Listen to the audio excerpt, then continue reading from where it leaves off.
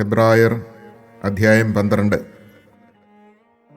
നമുക്ക് ചുറ്റും സാക്ഷികളുടെ വലിയ സമൂഹമുള്ളതിനാൽ നമ്മെ വിഷമിപ്പിക്കുന്ന ഭാരവും പാപവും നമുക്ക് നീക്കിക്കളയാം. നമുക്കായി നിശ്ചയിച്ചിരിക്കുന്ന ഈ ഓട്ടപ്പന്തയം സ്ഥിരോത്സാഹത്തോടെ നമുക്ക് ഓടിത്തീർക്കാം. നമ്മുടെ വിശ്വാസത്തിൻ്റെ നാഥനും അതിനെ പൂർണ്ണതയിലെത്തിക്കുന്നവനുമായ യേശുവിനെ മുന്നിൽ കണ്ടുകൊണ്ട് വേണം നാം ഓടാൻ. അവൻ തനിക്കുണ്ടായിരുന്ന സന്തോഷം ഉപേക്ഷിച്ച് അവമാനം വകവയ്ക്കാതെ കുരിശ് ക്ഷമയോടെ സ്വീകരിച്ചു. ദൈവസിംഹാസനത്തിൻ്റെ വലതുഭാഗത്ത് അവൻ അവരോധിക്കപ്പെടുകയും ചെയ്തു. ആകയാൽ മനോധൈര്യം അസ്തമിച്ച് നിങ്ങൾ തളർന്നു പോകാതിരിക്കാൻ വേണ്ടി അവൻ തന്നെ എതിർത്ത പാപികളിൽ നിന്ന് എത്രമാത്രം സഹിച്ചെന്ന് ചിന്തിക്കുവിൻ. പാപത്തിനെതിരായുള്ള സമരത്തിൽ നിങ്ങൾക്ക് ഇനിയും രക്തം ചൊരിയേണ്ടി വന്നിട്ടില്ല. നിങ്ങളെ പുത്രന്മാരെന്ന് അഭിസംബോധന ചെയ്തുകൊണ്ടുള്ള ആ ഉപദേശം നിങ്ങൾ മറന്നുപോയോ? എൻ്റെ മകനെ, കർത്താവിൻ്റെ ശിക്ഷണത്തെ നീ നിസാരമാക്കരുത്.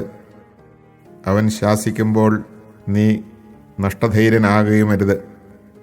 താൻ സ്നേഹിക്കുന്നവന് കർത്താവ് ശിക്ഷണം നൽകുന്നു, മക്കളായി സ്വീകരിക്കുന്നവരെ പ്രഹരിക്കുകയും ചെയ്യുന്നു. ശിക്ഷണത്തിനു വേണ്ടിയാണ് നിങ്ങൾ സഹിക്കേണ്ടത്. മക്കളോടെന്ന പോലെ ദൈവം നിങ്ങളോട് പെരുമാറുന്നു. പിതാവിൻ്റെ ശിക്ഷണം ലഭിക്കാത്ത ഏത് മകനാണുള്ളത്? എല്ലാവർക്കും ലഭിക്കുന്ന ശിക്ഷണം നിങ്ങൾക്കും ലഭിക്കാതിരുന്നാൽ നിങ്ങൾ മക്കളല്ല, ജാരസന്താനങ്ങളാണ്. ഇതിനും പുറമെ നമ്മെ തിരുത്തുന്നതിന് നമുക്ക് ഭൗമിക പിതാക്കന്മാരുണ്ടായിരുന്നു. നാം അവരെ ബഹുമാനിക്കുകയും ചെയ്തു. അങ്ങനെയെങ്കിൽ നാം ആത്മാക്കളുടെ പിതാവിന് വിധേയരായി ജീവിക്കേണ്ടതല്ലേ? ഭൗമിക പിതാക്കന്മാർ തങ്ങളുടെ ഇഷ്ടമനുസരിച്ച് കുറച്ചു സമയം നമ്മെ പരിശീലിപ്പിച്ചു. എന്നാൽ ദൈവം നമ്മെ പരിശീലിപ്പിക്കുന്നത് നമ്മുടെ നന്മയ്ക്കും തൻ്റെ പരിശുദ്ധിയിൽ നാം പങ്കുകാരാകുന്നതിനും വേണ്ടിയാണ്. എല്ലാ ശിക്ഷണവും സന്തോഷപ്രദമെന്നതിനേക്കാൾ വേദനാജനകമായി തൽക്കാലത്തേക്ക് തോന്നുന്നു. എന്നാൽ അതിൽ പരിശീലിപ്പിക്കപ്പെട്ടവർക്ക് കാലാന്തരത്തിൽ നീതിയുടെ സമാധാനപൂർവമായ ഫലം ലഭിക്കുന്നു. അതിനാൽ തളർന്ന കൈകളെയും ബലമില്ലാത്ത കാൽമുട്ടുകളെയും ശക്തിപ്പെടുത്തുവിൻ. മുടന്തുള്ള പാദങ്ങൾ സന്ധി വിട്ട് ഇടറിപ്പോകാതെ സുഖപ്പെടാൻ തക്കവിധം അവയ്ക്ക് നേർവഴി ഒരുക്കുവിൻ. എല്ലാവരോടും സമാധാനത്തിൽ വർത്തിച്ച് വിശുദ്ധിക്ക് വേണ്ടി പരിശ്രമിക്കുവിൻ. വിശുദ്ധി കൂടാതെ ആർക്കും കർത്താവിനെ ദർശിക്കാൻ സാധിക്കുകയില്ല. ദൈവകൃപ ആർക്കും നഷ്ടപ്പെടാതിരിക്കാൻ ശ്രദ്ധിക്കുവിൻ. വിദ്വേഷത്തിൻ്റെ വേര് വളർന്ന് ഉപദ്രവം ചെയ്യാതിരിക്കാൻ സൂക്ഷിക്കുവിൻ. വിദ്വേഷം മൂലം പലരും അശുദ്ധരായിത്തീരുന്നു. ഒരു നേരത്തെ ഭക്ഷണത്തിനു വേണ്ടി തൻ്റെ കടിഞ്ഞൂൽ പുത്രസ്ഥാനം വിറ്റ ഏസാവിനെ പോലെ ആരും അസന്മാർഗിയോ അധാർമികനോ ആകരുത്. പിന്നീട് അവകാശം പ്രാപിക്കാൻ ആഗ്രഹിച്ചപ്പോൾ അവൻ തിരസ്കരിക്കപ്പെട്ടുവെന്ന് നിങ്ങൾക്കറിയാമല്ലോ. കണ്ണീരോടെ അവനത് ആഗ്രഹിച്ചെങ്കിലും അനുതപിക്കാൻ അവൻ അവസരം ലഭിച്ചില്ല. സ്പർശിക്കാവുന്ന വസ്തുവിനെയോ എരിയുന്ന അഗ്നിയെയോ അന്ധകാരത്തെയോ കാർമേഘത്തെയോ ചുഴലിക്കാറ്റിനെയോ കാഹളധ്വനിയെയോ ഇനി അരുതേ എന്ന് കേട്ടവരെ കൊണ്ട് പറയിക്കുന്ന വാക്കുകളുടെ മുഴക്കത്തെയോ അല്ല നിങ്ങൾ സമീപിക്കുന്നത്. മലയെ സമീപിക്കുന്നത് ഒരു മൃഗമാണെങ്കിൽ പോലും അതിനെ കല്ലെറിയണം എന്ന കൽപ്പന അവർക്ക് ദുസ്സഹമായിരുന്നു. ഞാൻ ഭയം കൊണ്ട് വിറയ്ക്കുന്നു എന്ന് മോശ പറയത്തക്ക വിധം അത്ര ഭയങ്കരമായിരുന്നു ആ കാഴ്ച. സിയോൻ മലയിലേക്കും ജീവിക്കുന്ന ദൈവത്തിൻ്റെ നഗരമായ സ്വർഗീയ ജെറൂസലമിലേക്കും അസംഖ്യം ദൂതന്മാരുടെ സമൂഹത്തിലേക്കുമാണ് നിങ്ങൾ വന്നിരിക്കുന്നത്. സ്വർഗത്തിൽ പേരെഴുതപ്പെട്ടിരിക്കുന്ന ആദ്യജാതരുടെ സമൂഹത്തിലേക്കും സഭയിലേക്കും എല്ലാവരുടെയും ദൈവമായ ന്യായാധിപൻ്റെ മുൻപിലേക്കും പരിപൂർണരാക്കപ്പെട്ട നീതിമാന്മാരുടെ ആത്മാക്കളുടെ അടുത്തേക്കും പുതിയ ഉടമ്പടിയുടെ മധ്യസ്ഥനായ യേശുവിൻ്റെ സവിധത്തിലേക്കും ആബേലിൻ്റെ രക്തത്തെക്കാൾ ശ്രേഷ്ഠമായവ വാഗ്ദാനം ചെയ്യുന്ന തളിക്കപ്പെട്ട രക്തത്തിലേക്കുമാണ് നിങ്ങൾ വന്നിരിക്കുന്നത്. സംസാരിച്ചുകൊണ്ടിരിക്കുന്നവനെ നിരസിക്കാതിരിക്കാൻ ശ്രദ്ധിക്കുവിൻ.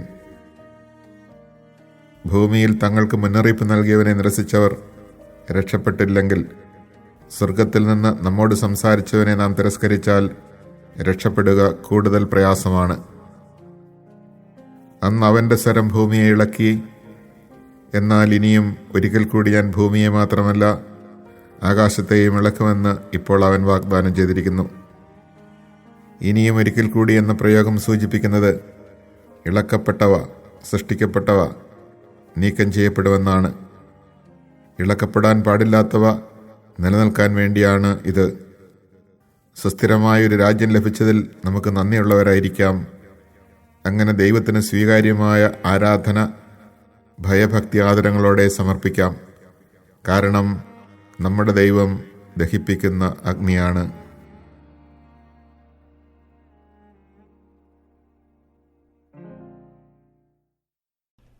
Chapter 12. Therefore, since we are surrounded by so great a cloud of witnesses, let us rid ourselves of every burden and sin that clings to us, and persevere in running the race that lies before us, while keeping our eyes fixed on Jesus, the leader and perfecter of faith.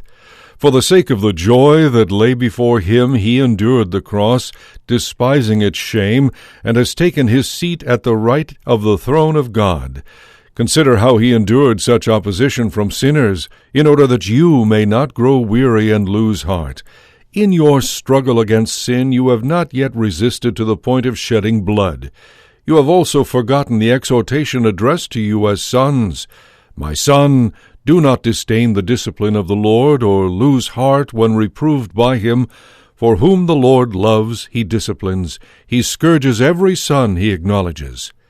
Endure your trials as discipline. God treats you as sons. For what son is there whom his father does not discipline? If you are without discipline, in which all have shared, you are not sons, but bastards. Besides this, we have had our earthly fathers to discipline us, and we respected them. Should we not then submit all the more to the Father of spirits and live? They disciplined us for a short time as seemed right to them, but he does so for our benefit, in order that we may share his holiness. At the time, all discipline seems a cause not for joy but for pain, yet later it brings the peaceful fruit of righteousness to those who are trained by it. So strengthen your drooping hands and your weak knees. Make straight paths for your feet, that what is lame may not be dislocated but healed. Strive for peace with everyone, and for that holiness without which no one will see the Lord. See to it that no one be deprived of the grace of God, that no bitter roots spring up and cause trouble, through which many may become defiled, that no one be an immoral or profane person like Esau, who sold his birthright for a single meal.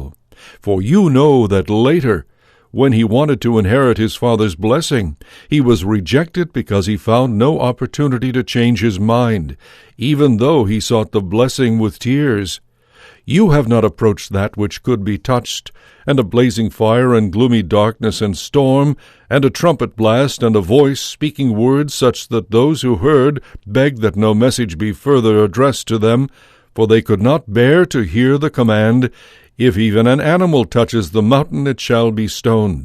Indeed, so fearful was the spectacle that Moses said, I am terrified and trembling. No, you have approached Mount Zion and the city of the living God, the heavenly Jerusalem, and countless angels in festal gathering, and the assembly of the firstborn enrolled in heaven, and God the judge of all, and the spirits of the just made perfect, and Jesus, the mediator of a new covenant, and the sprinkled blood that speaks more eloquently than that of Abel. See that you do not reject the one who speaks. For if they did not escape when they refused the one who warned them on earth, how much more in our case if we turn away from the one who warns from heaven? His voice shook the earth at that time, but now he has promised, I will once more shake not only earth but heaven. That phrase, once more, points to the removal of shaken, created things, so that what is unshaken may remain. Therefore, we who are receiving the unshakable kingdom should have gratitude, with which we should offer worship pleasing to God in reverence and awe. For our God is a consuming fire.